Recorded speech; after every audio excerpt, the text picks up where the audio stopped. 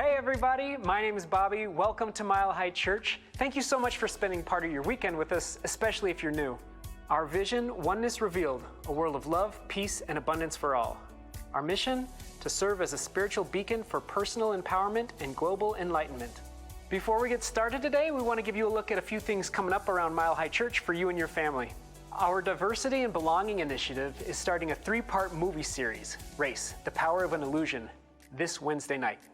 Let's explore the origins, beliefs, and consequences of what we call race. And our Beyond Divorce class starts March 4th. Participants will be given the opportunity for a deeper understanding of grief after the loss of an intimate relationship. And on a personal note, it's one of the most profound classes I've taken at Mile High. Hello, beloved Mile Highers. I want you to be aware that I am going to join my 2 colleagues, Dr. Raz and Dr. Barry, as we together present more keys to rewirement, what we've learned so far. And this ought to be a great event. You'll hear from us about the challenges, the insights, the joys, and all that goes into taking a big step of change in one's life. So I hope you'll be with us next Sunday, the 25th at 11:45 in the sanctuary. Prior to that, there'll be a food truck and some festivities at the opening of the new teen center, the renewed teen center. It ought to be a great day, and you'll hear from us 3 yokels and have a great time. You couldn't find a better way to spend your Sunday afternoon. Hope to see you there. For more information about anything you've heard today, stop by the Event Center or check us out online at milehighchurch.org.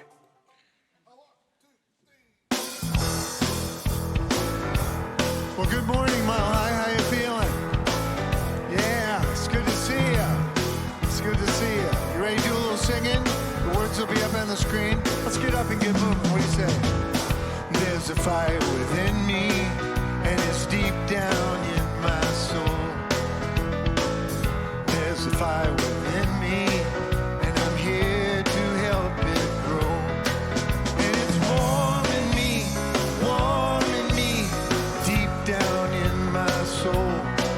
Yeah, it's warm in me, deep down in my soul. There's a fire within you, and it's deep down in your soul. There's a fire within you, and you're here to help it grow. And it's warm in you, deep down in your soul. Yeah, it's warm in you, deep down in your soul. Let's all gather together. Let's all gather together. And let's all gather together and help that fire grow. Let's all gather together. And let's all gather together. And let's all gather together and help that fire grow. There's a fire within us, and it's deep down in our soul. There's a fire within us, and we're here to help it grow. And it's warm in us, deep down in our soul. Yeah, it's warm in us, deep down in our soul. Let's all gather together. Let's all gather together. Let's all gather together and help that fire grow. Let me hear ya.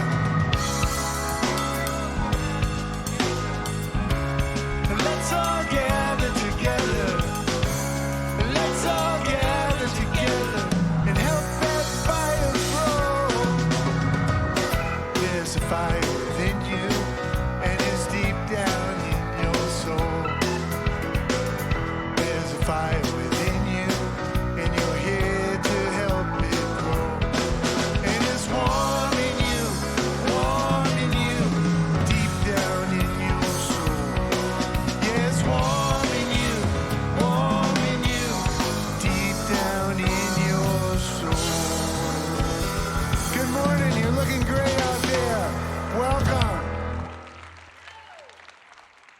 Thank you, Dr. Barry and the Mile High Band, and welcome to Mile High Church. We are so happy to have you here today. I hope you can feel that fire down in your soul, because that's what we're going to talk about today. We are going to take a journey in alchemy. And if you know anything about alchemy, fire is super important. So I'm Reverend Zemirah, and as each week, we like to gather together and we like to recite our vision and our mission in order to create in community this container for our service this morning. So if you will join me, our vision, oneness revealed, a world of love, peace, and abundance for all, and our mission to serve as a spiritual beacon for personal empowerment and global enlightenment. And so you take that into the crucible of your heart right now as we move into a time of silence, into a time of prayer, and into a time of meditation.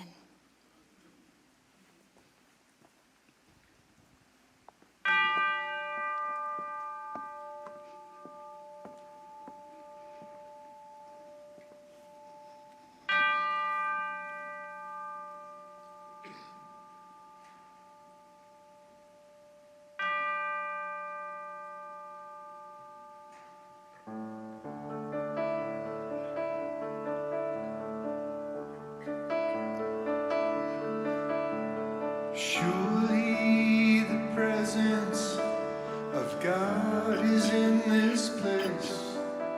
I can feel the mighty power and the grace. I can hear the brush of angel wings. I see glory on each face.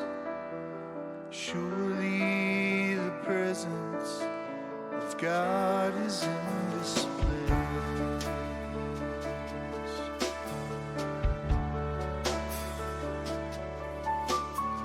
Surely the presence of God is in this place. I can feel the mighty power and the grace. I can hear the brush of angel wings. I see glory on each face. Surely the presence of God is in this place.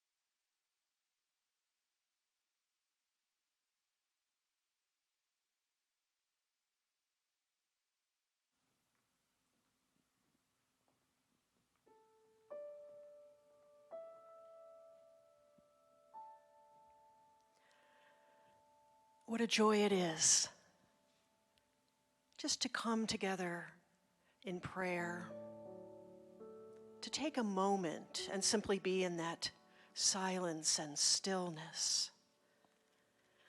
And whether we are here in this beautiful sacred sanctuary or watching online, I absolutely know that we are connected through our hearts and our minds. There's no separation. So this morning, I just take a moment to recognize that there is this divine presence. We see it in the palette of the sunrise.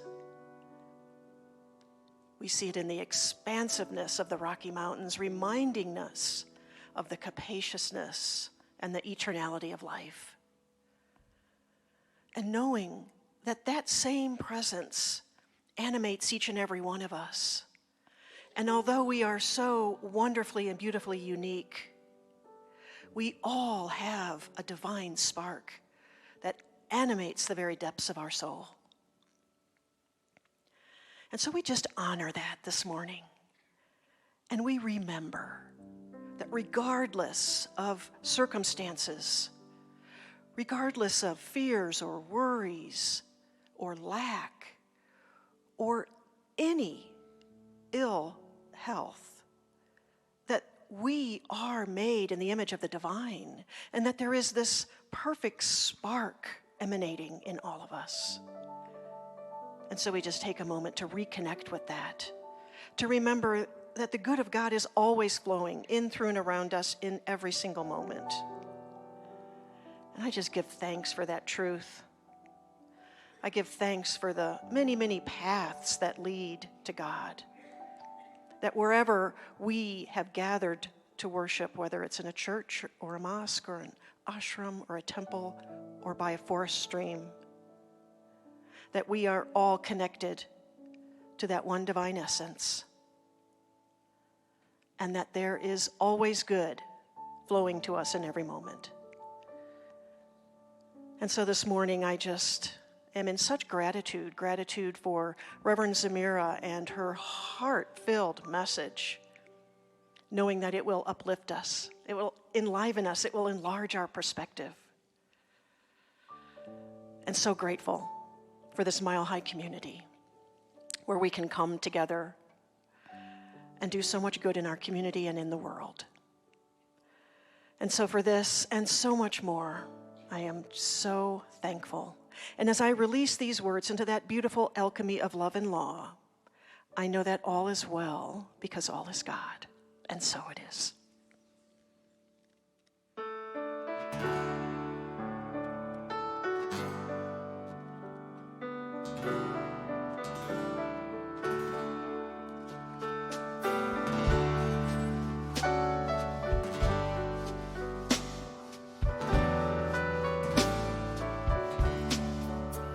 I let my soul surrender to the spirit that's inside of me. I let my heart fall open to this love that is setting me free. In this sacred moment where I stop and taste the breath of peace, I leave the troubles of this world behind me, and I rest in your amazing grace.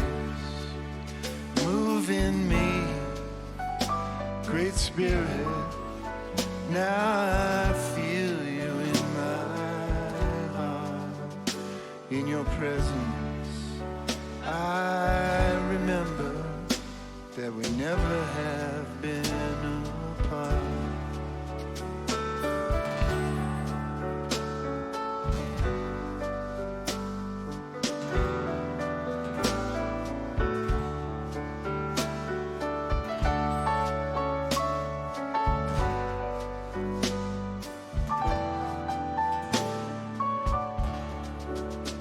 I will stop my thinking, if only for a little while. Leave my stories at the door for later. Step into the silent smile. When my cup is empty, I'm filled to overflow with peace. I know I have the kingdom in me, on a journey that will never cease. Move in me, Great Spirit, now I feel you in my heart.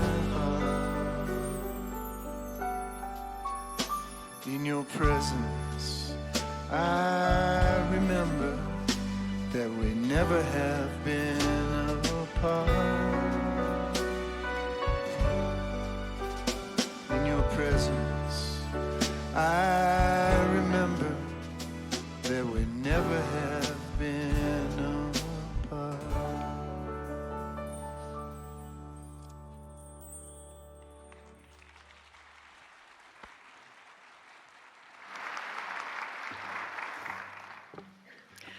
Our first inspirational words today are from David White. Joy is the meeting place of deep intentionality and self-forgetting, the bodily alchemy of what lies inside of us in communion with what formerly seemed outside, but now is neither, but becomes a living frontier, a voice speaking between us and the world. The sheer intoxicating beauty of the world inhabited as an edge between what we previously thought was us and what we thought was other than us. And from Hafiz, you carry all the ingredients to turn your existence into joy. Mix them, mix them. And finally, from Deepak Chopra, relinquish your attachment to the known, step into the unknown, and you will step into the field of all possibilities. You will have excitement, adventure, mystery. You will experience the fun of life, the magic, the celebration, the exhilaration, and the exaltation of your own spirit.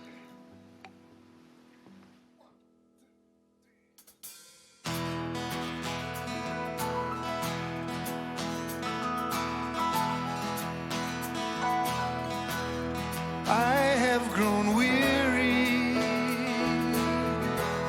from all of this trying. My soul is still crying for something that's true. I know you can hear me. Sometimes I can feel you. And I know I'm the reason that you're finding it hard to get through. 'Cause I've got my own little stories, and I build them around me like walls, but they just get in the way, and I can't hear what you say when you call. So I will step aside, let your love move through me. My heart is open wide. I've been hiding so long, a candle in the darkness, and all along you knew me, just waiting for the time I'd be still enough to hear your song.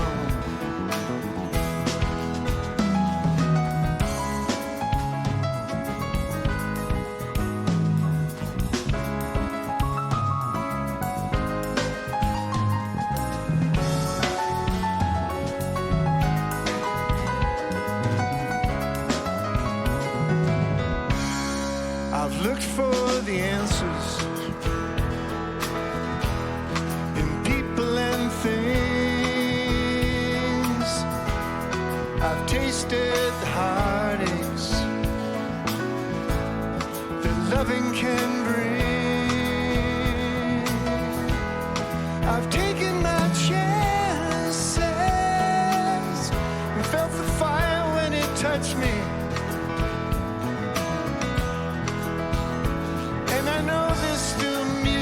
Inside me to make my heart sing. So I'm laying aside my defenses and giving myself to the quest. 'Cause the song that you play when I get out of the way is my best. And I will step aside, let your love move through me. My heart is open wide, and my spirit is strong. A candle in the darkness. All along you knew me, just waiting for the time I'd be still enough to hear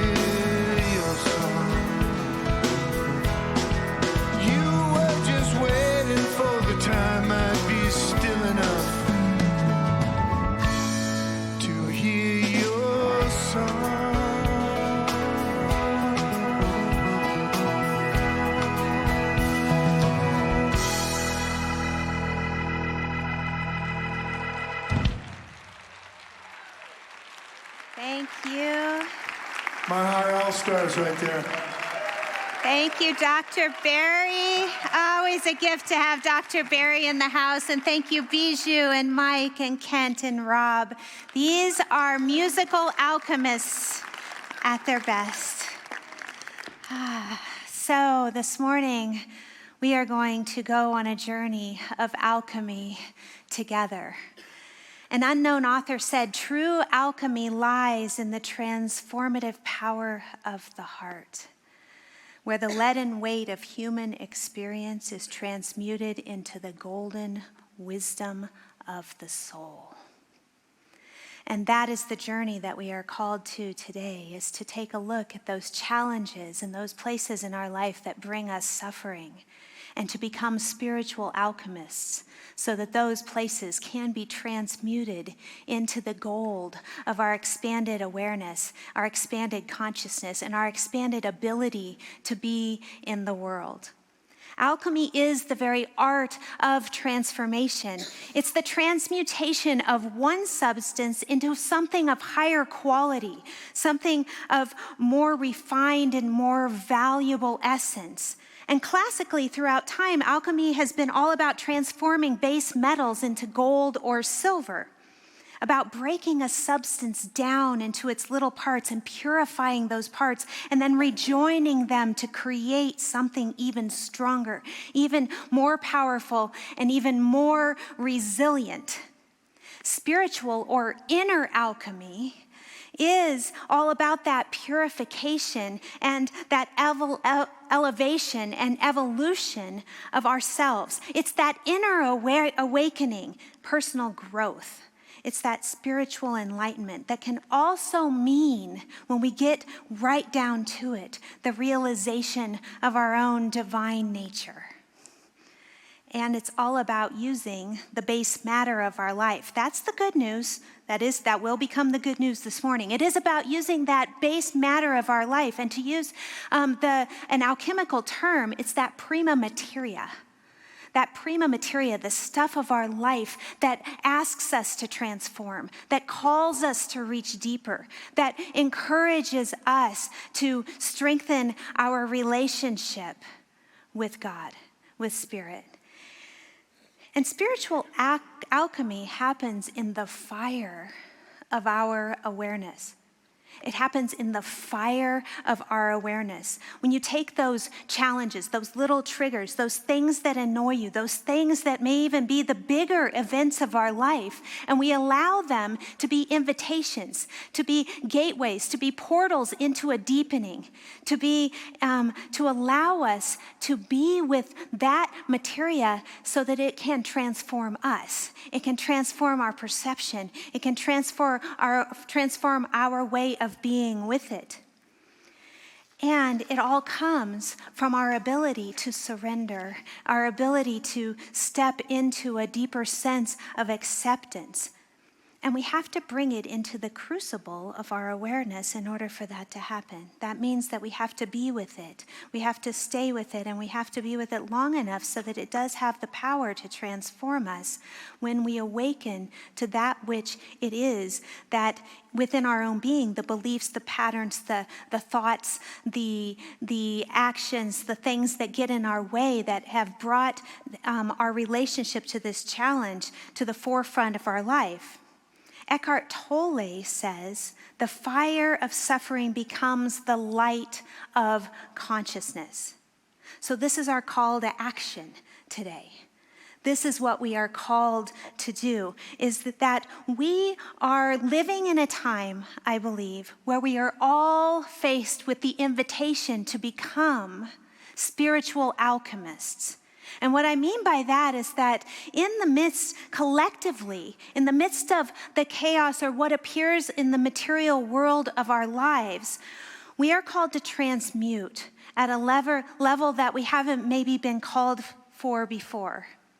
And we're called to transmute fear into faith.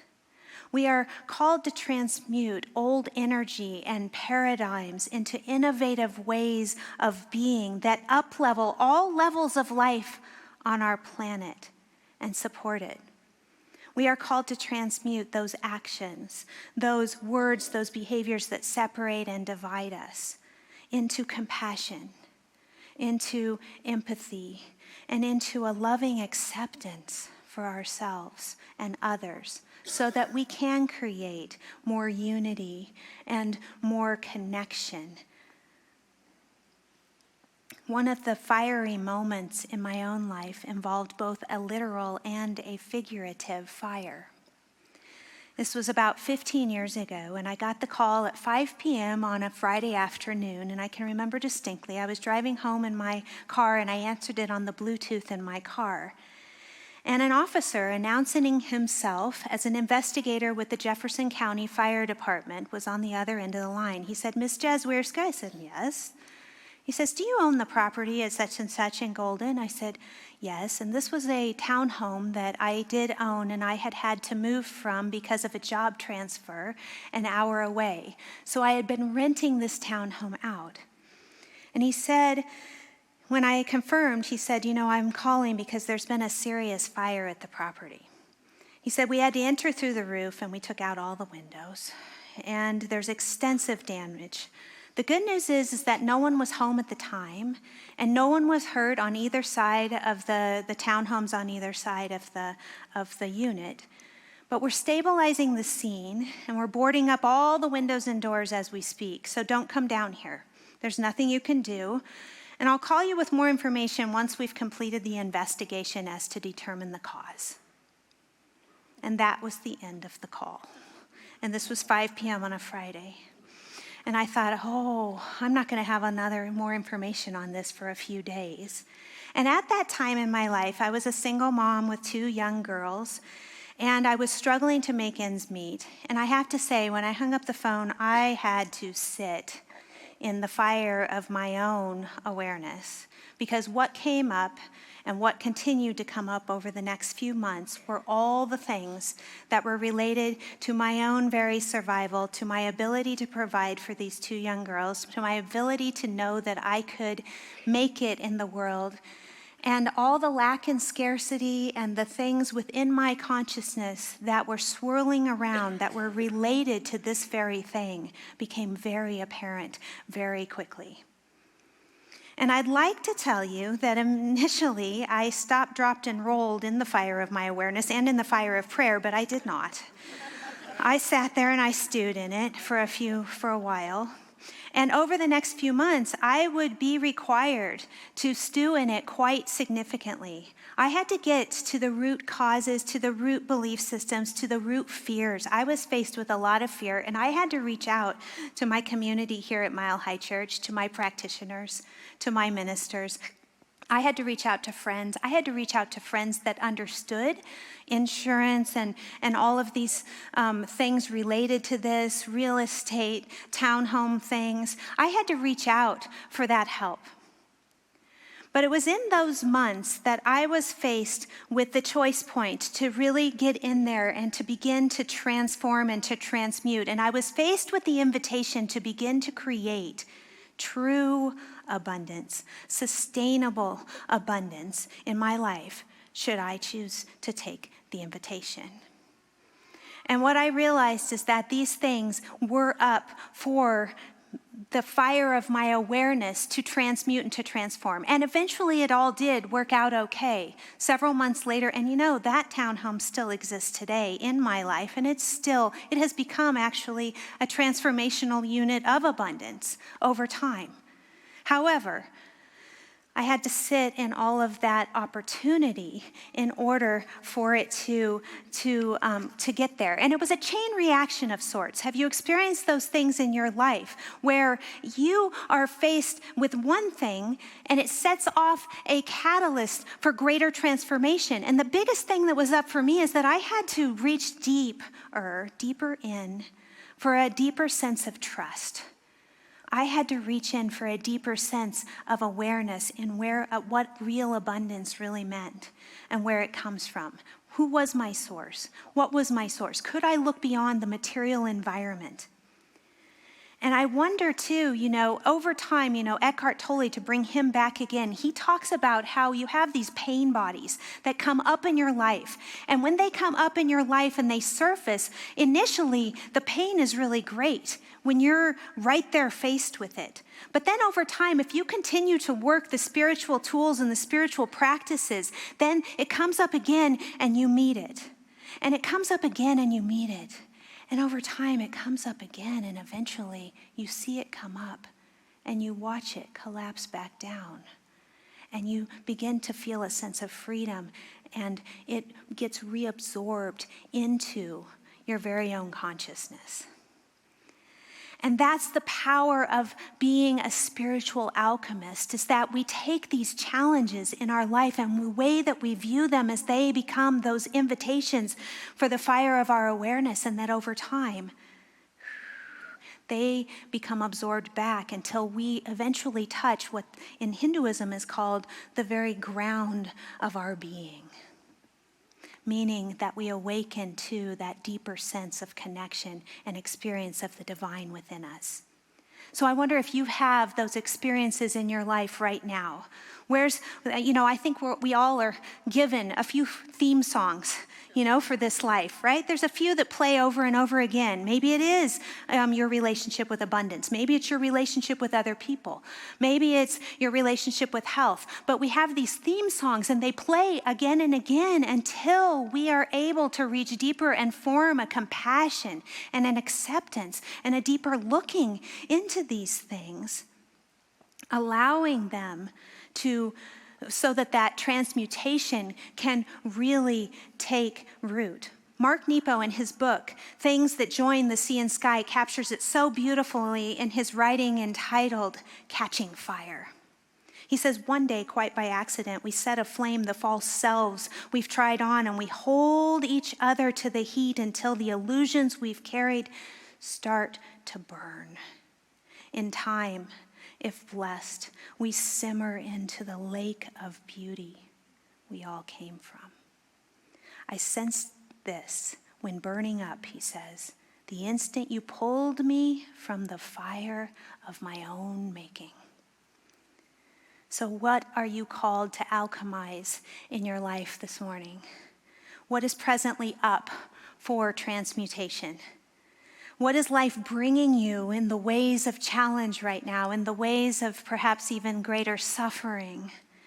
That is a deeper call for you to deepen in. And I want to share this morning 3 possible alchemical principles that can support us in this process of spiritual alchemy. And the first alchemical principle is integration. And it is the alchemy of integration. It has to do with our ability to hone our spiritual fortification through our spiritual practices and our soul stamina through our spiritual practices so that we can, and we've all heard this over and over again, be in the world but not of it. We are called not to hide, to go away in a cave, although I love doing that, don't get me wrong. I like to scurry away and be in a cave, but we are called to be in the presence of whatever is swirling about in the material world right now. And that is the call of the spiritual alchemist, is to make sure that we are so anchored in love, we are so anchored in our awareness, in our connection with the divine, that when all that stuff comes up, we can stand in it. We can be with it, and we can be a beneficial presence right in the midst of it. Mircea Eliade, he's a renowned historian of religion. He wrote extensively on the sacred and the role of symbols and rituals in accessing the sacred. He said, ritual is a way of experiencing the world as meaningful. By means of repeated enactments of myth and archetypes, participants in ritual find themselves connected with the cosmos and with the sacred.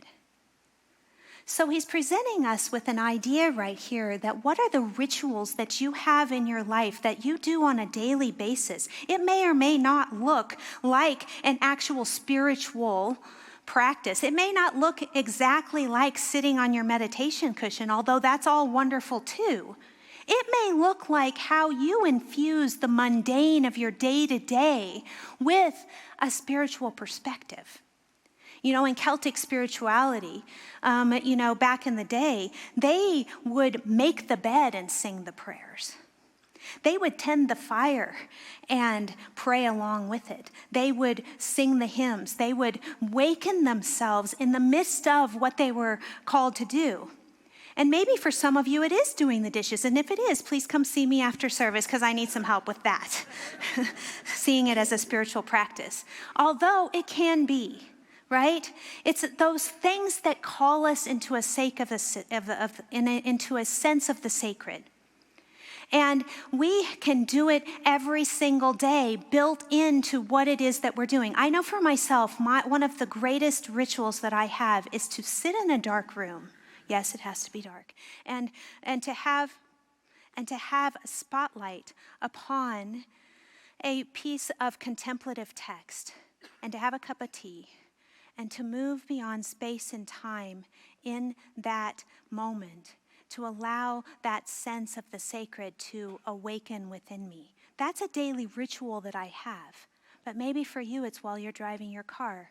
Or maybe it is when you are taking out the trash. Whatever it is, those rituals are the gateways and the portals. They are the bridges between the mundane and the sacred. And it's up to us to fortify those, to build those. Magic, right? So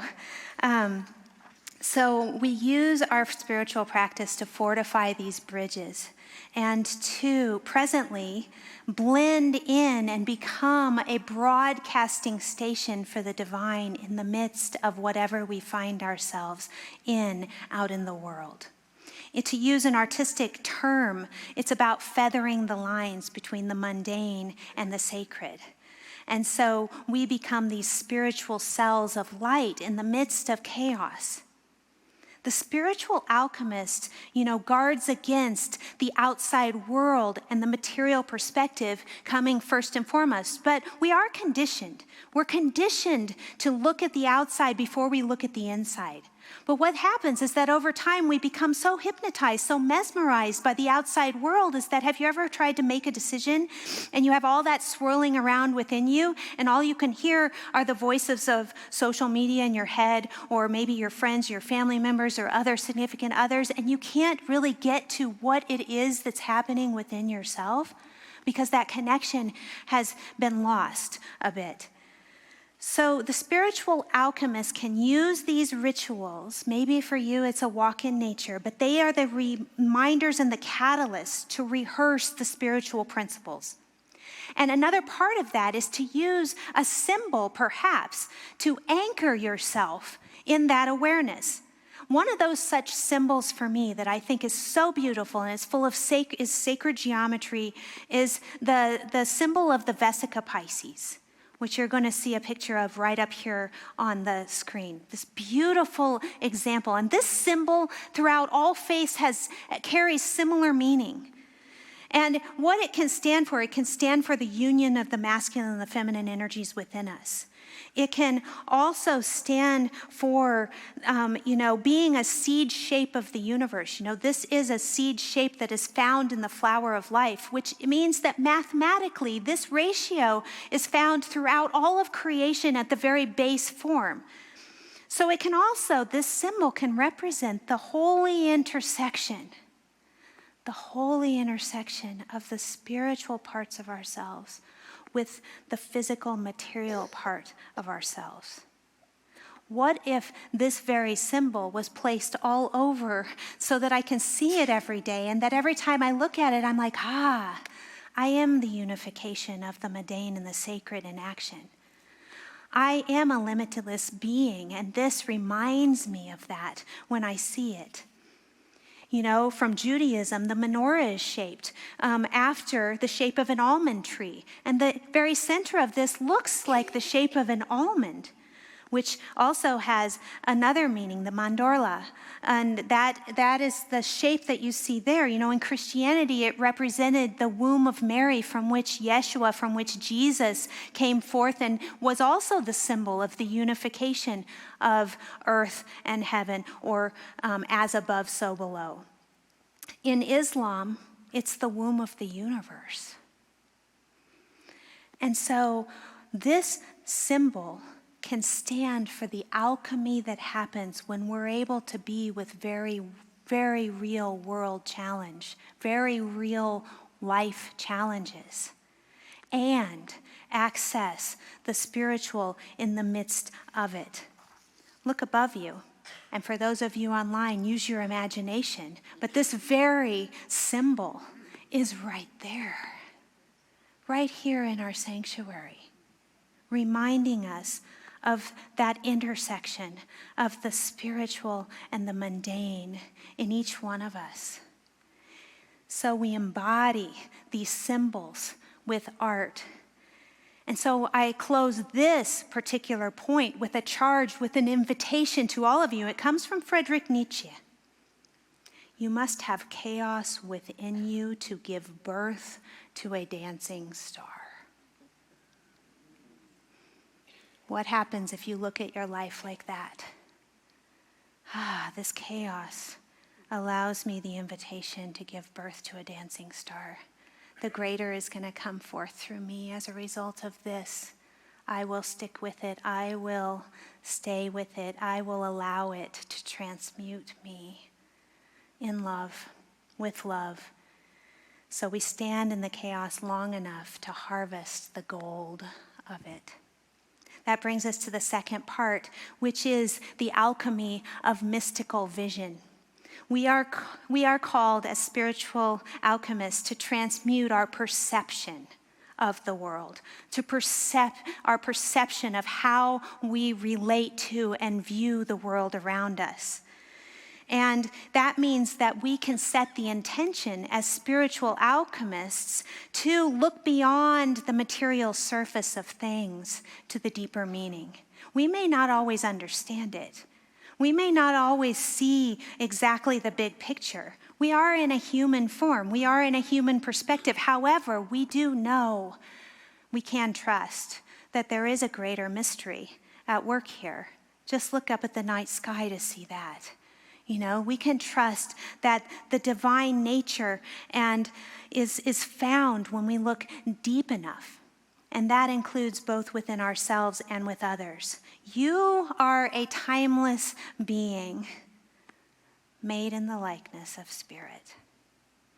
And as a spiritual alchemist, you can access the timeless in order to know that again and again and again. Recently, I went on a field trip to the Cathedral Basilica of the Immaculate Conception, right down here on Colfax, on the corner of Logan and Colfax. And I love to go to cathedrals because for me, they awaken within me that sense of all sorts of stuff. But anyway, they awaken within me the sense of the divine and the beauty that's found in the stained glass. And so I took in all of the stained glass, and as I was about to leave the building, right in the way back corner above the restrooms was this stained glass that you're going to see up there. And there it is, the eye of the all-seeing divine, right back above the restrooms. Excellent. Yeah. But what I took from the meaning of that was twofold. The first thing that I took is that, yes, we are always being held in the eyes of the divine. At the depth of our being is that divine nature, that timelessness, that perfection of our beingness, the ground of our being. And number two is that we can adopt that way of seeing in the world. You know, maybe we're called to do this through prayer, through our spiritual mind treatments in order to shift our seeing, to get to that deeper spiritual meaning. But what I do know is that Ernest Holmes wrote extensively about the way that we view ourselves and others. He encouraged us again and again to look beyond the worldly view of things. He said, we must understand that we have to rise above much of the world's confused thought. The world has dropped its eyes to the ground. Hungry for much, it is satisfied with little. Therefore, we must strike out for the heights, away from the mists and fogs of human doubts, and we must see things through the eyes of spirit. New Thought teacher Emma Curtis Hopkins, in her book High Mysticism, talks about celestial seeing, that we turn our view again and again. We return again and again through our spiritual practice, through our spiritual awakening, to know, to look out with eyes of the divine. Do you remember the first time that you laid eyes upon someone that you love? Maybe it was a newborn. Maybe it was a beloved partner. Maybe it was a beloved friend. Maybe it was a beloved in your family. But the first time that you made that connection and that lens of love was so strong, so pure, so innocent, and so loving. How were you seeing in that moment? How were you communicating in that moment? Perhaps live with these questions for a while to see if they can awaken that divine perspective.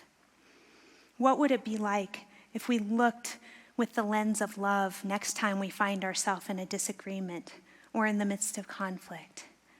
And what if we could breathe? What if we could pause? And what if we could reach deeply in to connect with that sense of seeing through the lens of love? In some indigenous tribes of Africa, they encourage this deep looking as if for the first time. So Bonfu Somé, in her book, The Spirit of Intimacy, Ancient African Teachings on the Ways of Relationships, says that in her Dagara tribe in West Africa, they made it a practice to look at conflict through the lens of wonder, as an invitation to meet it with curiosity as if for the first time. She says, when we find problems arise, we tend to forget about the foundation we've built the relationship upon. But it can be helpful to go back and to consider the time when we came together, when Spirit brought us together, to remember the lens of love that when we felt so closest and we felt so strongest together, and to draw from that frame of reference into the present moments to look at our problems from that angle. So next time we meet conflict, when it's knocking at our door in the world, it can be so hard in the heat of the moment. Totally get that. But next time we meet that conflict, perhaps we pause and we breathe and we see, can I even look at through the lens of love within my very own self? Can I connect with that and have compassion right here? So then I can maybe share it out there. So here's our charge for this one, is, as Gabrielle Bernstein writes in her book, Judgment Detox, to see as if the first time is to look to and from the heart. So we have to begin to see from within here so that we can begin to see out here. And that brings us to our final point this morning, which is the alchemy of the heart. You know, as I was putting this together, it kept going through my mind again and again. Blessed are the pure in heart, for they shall see God. And so it's all the stuff, the blocks, the grievances, the things that are in the way, the stuff we haven't forgiven yet. All that stuff gets in the way of us being able to look out with the lens in love. So it is our own responsibility as spiritual alchemists especially to move, to deal with those things so that there is more of us to connect.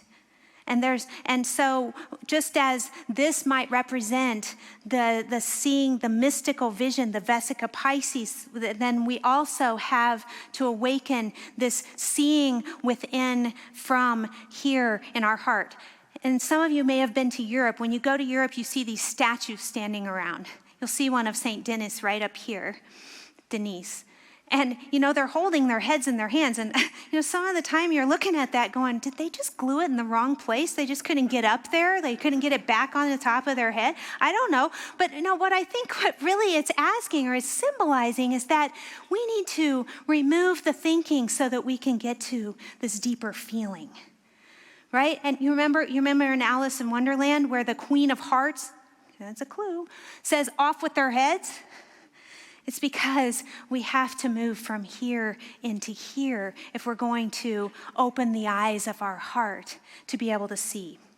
And so I'm going to close today with this essence of heart math, from the Research Institution of Heart Math, where they've done this research. And their director of research, Roland McCrathie, he tells this story in the movie The Power of the Heart, which I highly recommend a look. But in this movie, he talks about how they've done this research where they'd sit people down and they connect these electrodes to their head and to their heart, and they would hook them up to these computer screens. And then on these screens, they would flash either a high arousal picture or an arousal picture, meaning that it was very disturbing in some way, maybe a car crash or something very emotionally charged. And then they would alternate that, or they would randomly mix it up with another image of something very calming, like a view of nature. And what they found over time, after 30 or so repetitions of this, is that people's heart rate would drop before those more significant, more challenging images would appear. And they didn't even know it showed, and they were flabbergasted with this information. And it's been repeated by many institutes over and over again, is that the heart somehow has an intuition before it even would show up on the screen. And so what that said is that the communication in ourselves, it goes heart, who sends a message to the mind, which sends a message to the body. The heart carries this power of intuition, and that comes from opening ourselves, opening our hearts so that we're able to see from that space. Recently, I've been immersed in the studies of Gnosticism in preparation for this class that's coming up, this interfaith class, and it's so very beautiful. The early Gnostics had these traditions that they would repeat over and over again so that you could have a direct experience of God. What they would say, and then that would awaken within you gnosis, which is knowing with a capital N, knowing your divine nature. And I want to close today with this beautiful quote by Dr. Stephen Haller from the Gnosticism book. He says, "We may view the dark vault above us as a perforated veil, through the small holes of which the light of the ultimate reality penetrates our vision. Through the holes, through the cracks in the universe, a transcendental luminosity enters our consciousness." A transcendental luminosity enters our consciousness. This light is the light of gnosis. It awakens us to possibilities long desired but not yet realized. Light calls to light. The lid that seals in our universe is lifted, and we behold the vast ocean of boundless light of which we are temporarily exiled sparks. Every single one of us is a divine spark of the divine. And it is through our spiritual alchemy that we awaken that deeper gnosis, that deeper knowing of the divine spark within. And so I'd invite you, as we move within, we're going to close with a little meditation and prayer as I play the alchemy crystal bowls. And we just move into that space of our heart right now, allowing the sound vibrations to wash over. And as we connect in our heart, this crucible of the heart, I invite you to bring any challenge of your life, any sense of suffering that might be up for you right now, right into that space, so that the fire of love, the fire of the heart, can transmute, transform, absorb, hold with compassion, with love, with light.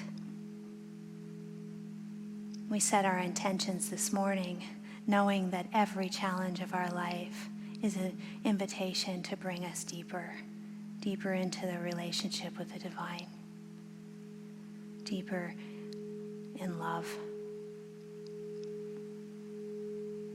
And this morning, I know that as we gather in prayer, that the very prayer is that we awaken to the divine spark within, knowing that that spark is the elixir of our consciousness. That spark is the truth of our being. And that spark is love.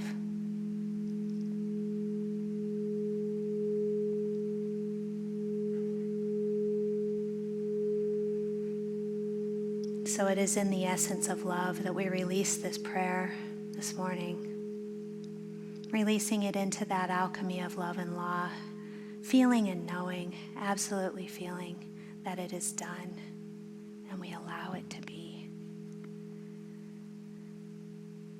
We step aside and we allow Spirit.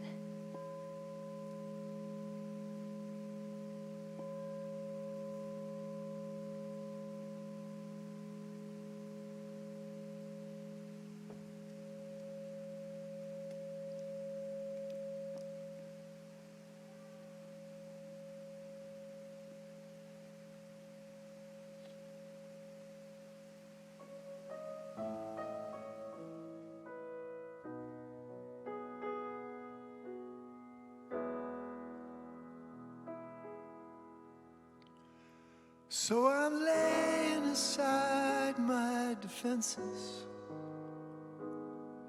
and giving myself to the quest. 'Cause the song that you play when I get out of the way is my best. And I will step aside, let your love move through me. My heart is open wide, and my spirit is strong. A candle in the darkness, and all along you knew me. Just waiting for the time I'd be still enough to hear your song.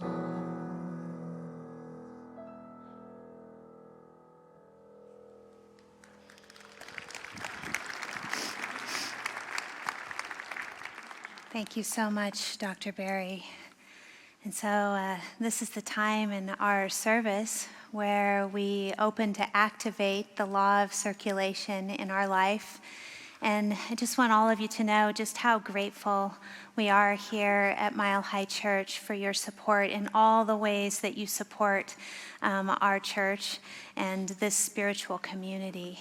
And you can give in so many different ways. You can text to give, you can put it in the basket, you can send it in the mail.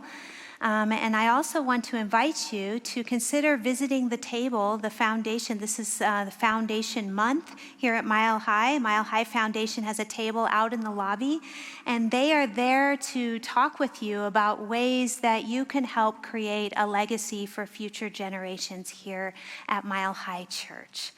And so if you will gather all of this energy into your heart right now, we are going to say our affirmation together.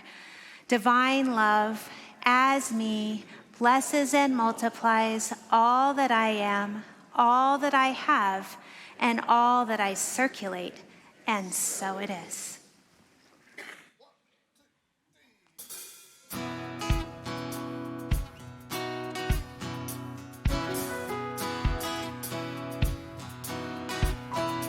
Makes no difference today how you found your way through this forest of demons and dangers. All the roads that you've traveled, the ships that you've sailed in this circle, you're no longer a stranger. arrived at this clearing. From every direction we were drawn by the sound of a drum. Fire in the darkness, a light on the road, and a voice simply said, come. Please come. You are held in the hands of spirit, lifted on the strong arms of love. And your soul has a song. Can you hear it? It will help you rise up above. We'll continue this journey together. Through our hearts is the only way home. And there is no storm that we can't weather. When we know that we're never alone.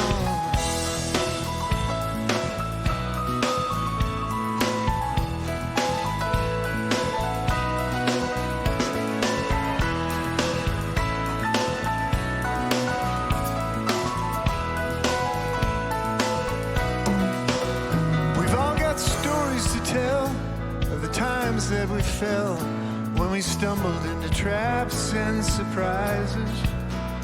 But just rest for a while, share this comfort and smile. It's spirit in all its disguises.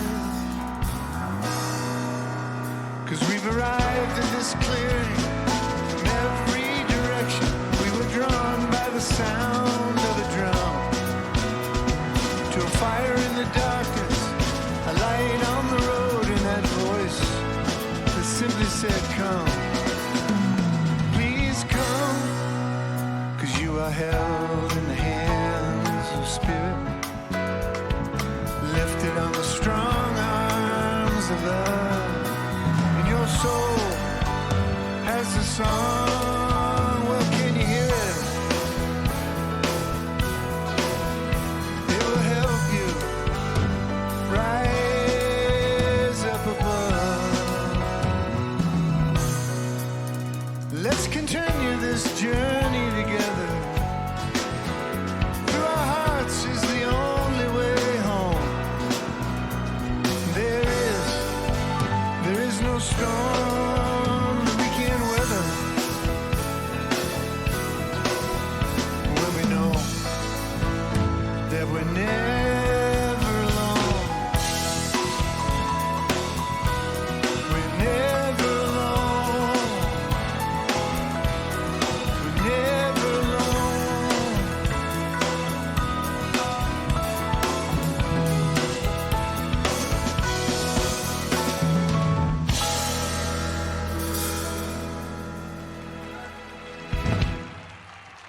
Yeah.